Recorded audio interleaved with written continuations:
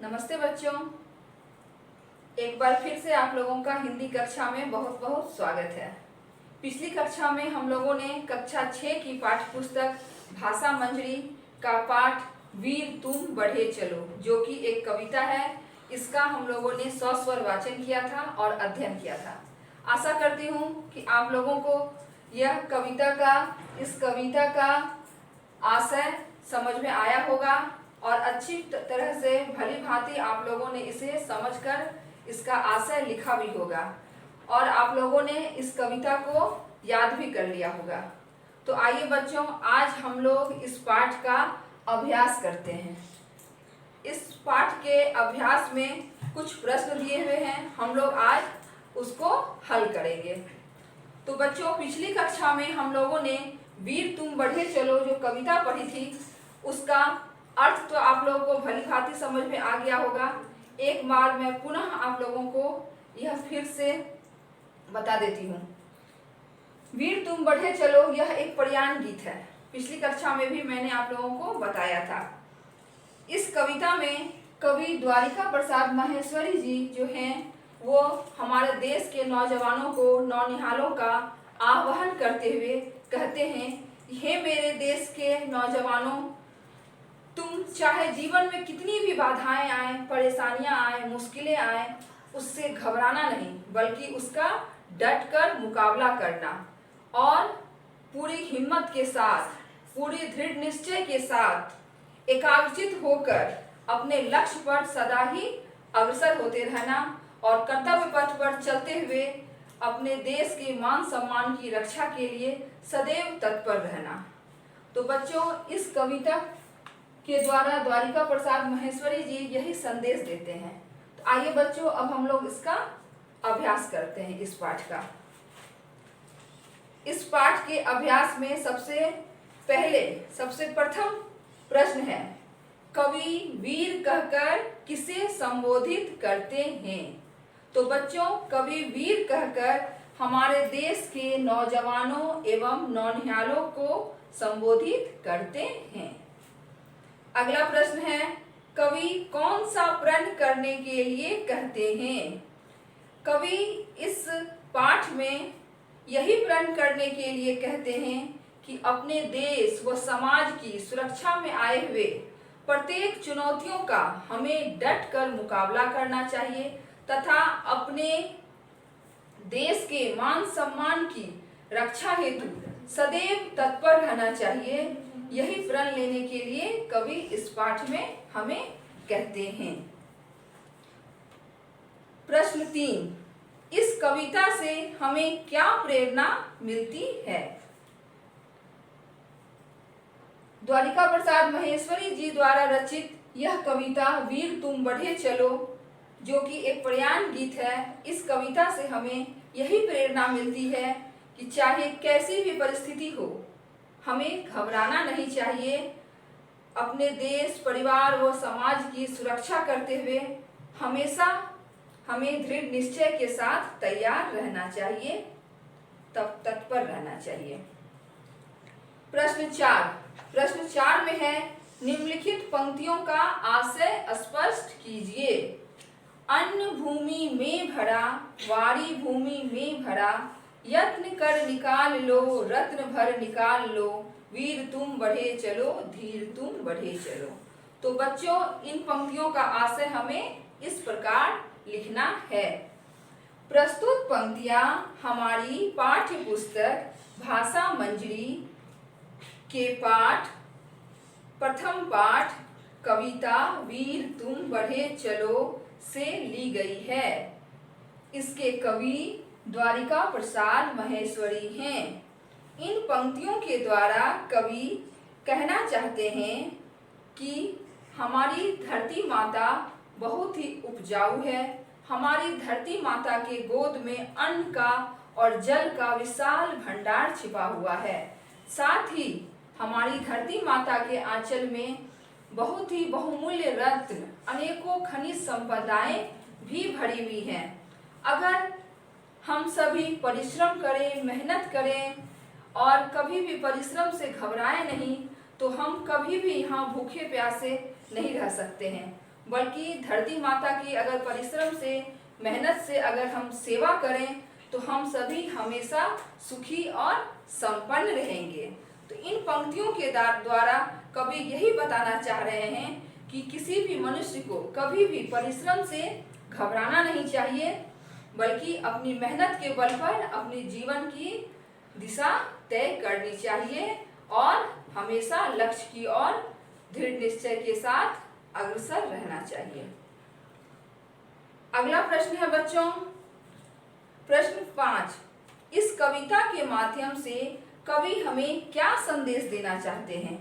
तो बच्चों, इस कविता के माध्यम से कवि हमें यही संदेश देना चाहते हैं कि हमारे जीवन में कितनी भी बाधाएं आए, मुश्किलें आए, उससे हमें घबराना नहीं है, बल्कि उसका डटकर सामना करना है और अपने देश के मान सम्मान की रक्षा हेतु उसकी राह में आने वाली प्रत्येक बाधाओं को दूर करते हुए, उनका डट का मुकाबला करते हुए राष्ट्र के प्रति अपने कर्तव्य का निर्वाह करना है।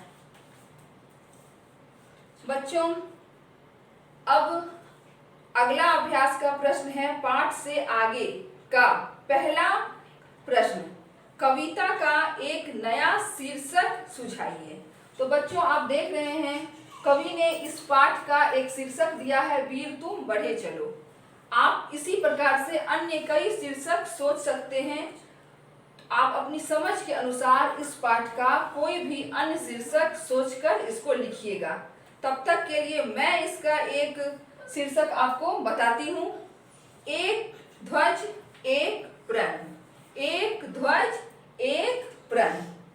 अगला प्रश्न है, कविता को पढ़कर आपके मन में किस प्रकार के भाव जगते हैं, लिखिए। तो इस कविता का इस प्रश्न का हम यही उत्तर लिखेंगे कि कविता को पढ़कर हमारे मन में देशभक्ति की भावना का भाव जगता है तथा परिश्रम करने से ही हमारा जीवन सफल होगा और अथक परिश्रम करने का भाव मन में जगता है। प्रश्न 3, राष्ट्रीय ध्वज को फहराने के कुछ नियम हैं, बताकर लिखिए। तो बच्चों, आप सभी जानते हैं कि हमारा राष्ट्रीय झंडा तिरंगा है। तिरंगा 3 रंगों से बना होता है और राष्ट्रीय ध्वज का सम्मान करना हमारे देश के प्रत्येक नागरिक का कर्तव्य है। और राष्ट्रीय ध्वज हम कब कब फहराते हैं? स्वतंत्रता दिवस 15 अगस्त को फहराते हैं, 26 जनवरी जो कि गणतंत्र दिवस है उस दिन भी फहराते हैं। आप सभी ने अपने स्कूलों में अपने आसपास जरूर देखा होगा और झंडोत्तोलन में सम्मिलित भी हुए होंगे। तो बच्चों, झंडोत्तोलन के कुछ नियम होते हैं, तो यही इस प्रश्न में पूछा गया है। तो इसके कुछ नियम हैं। पहला, हमें कभी भी गंदा या फटा हुआ झंडा नहीं फहराना चाहिए। दूसरा, ध्वज सूर्योदय से सूर्यास्त तक फहराया जाता है। राष्ट्रीय ध्वज से ऊंचा कोई अन्य झंडा नहीं होना चाहिए। चौथा, झंडे का अनुपात हमेशा 3:2 होना चाहिए। पांचवा नियम, फहराते समय झंडे का केसरिया भाग हमेशा ऊपर होता है और हरा भाग हमेशा नीचे होता है। झंडे को पूरे सम्मान के साथ फहराना चाहिए और जिस समय झंडा फहराया जाता है वहां उपस्थित सभी नागरिकों को सावधान की मुद्रा में खड़े रहना चाहिए। ध्वज पर कुछ लिखा या छपा नहीं होना चाहिए। अगला प्रश्न है बच्चों, धरती हमें बहुत कुछ देती है, अन्न और जल के अलावा धरती हमें और क्या क्या देती है? तो बच्चों, हमारी धरती माता के गोद में बहुत ही खनिज संपदा है। इसके अंदर बहुत सारा खनिज पदार्थ है, अनेकों बहुमूल्य रत्न हैं। तो अन्न और जल के अलावा हमारी धरती हमें अनेकों प्रकार के बहुमूल्य रत्न और खनिज पदार्थ देती है, जैसे कोयला, सोना, पेट्रोल, लोहा इत्यादि। और इसके बाद है बच्चों अनुमान एवं कल्पना। तो बच्चों, अब आप 6th क्लास में हैं, 6ठी कक्षा में हैं, तो मैं उम्मीद करती हूँ कि अनुमान एवं कल्पना वाले प्रश्न आप स्वयं से भी हल कर सकते हैं। इसका पहला प्रश्न है, सैनिकों के नाम एक पत्र लिखिए जिसमें उनके साहस और बलिदान की चर्चा हो। तो बच्चों, आप सभी जानते हैं कि सैनिक क्या करते हैं। सैनिक, हम सभी जब घरों में आराम से सोए हुए रहते हैं तो हमारे देश के वीर सैनिक सीमा पर हमारे देश की रखवाली करते हैं। हम घरों में चैन से सो सकें, इसके लिए वे दिन रात जगे हुए रहते हैं और हमेशा डटे रहते हैं, सीमा पर दुश्मनों से मुकाबला करने के लिए हमेशा तैयार रहते हैं। तो ऐसे सैनिकों के लिए, इन सैनिकों के लिए आप सभी के मन में भी निश्चय ही बहुत ही सम्मान होगा। तो बच्चों, इन सैनिकों के लिए आप एक पत्र इनके सम्मान में स्वयं से लिखने का प्रयास कीजिए। दूसरा क्वेश्चन है इसका, देश का एक नागरिक होने के नाते आप अपने देश की रक्षा करने के लिए क्या प्रयत्न करेंगे। तो बच्चों, देश की रक्षा करने का भार यहाँ के प्रत्येक नागरिकों पर है और खास करके, विशेष करके आप नौजवानों और नौनिहालों के ऊपर तो निश्चय ही है, क्योंकि आप ही देश के भविष्य हैं, आप ही देश का कल हो। इसलिए इस देश के मान सम्मान की रक्षा करने का दायित्व आपके ऊपर है। आपके मजबूत कंधों पर अब देश के रक्षा का, इसकी मान सम्मान को बचाए रखने का भार है। तो आपका क्या कर्तव्य है अपने देश की मान सम्मान की रक्षा हेतु, इसे आपको सोचकर लिखना है। तो बच्चों, यही था वीर तुम बढ़े चलो कविता का अभ्यास प्रश्न। इसका उत्तर मैंने बता दिया है। अब आप इसे अच्छे से अपने कॉपी में नोट करके इसे याद करेंगे, लिखेंगे, याद करेंगे। अब इसके बाद भाषा संदर्भ में भी कुछ व्याकरण के प्रश्न हैं, उसे मैं आपको अगली कक्षा में हल करके बताऊंगी। तब तक आप इन प्रश्नों के उत्तर को लिखेंगे कॉपी में और उसे याद करेंगे। अब अगली कक्षा में हम लोग भाषा संदर्भ को हल करेंगे। तब तक के लिए स्वस्थ रहें, प्रसन्न रहें। धन्यवाद।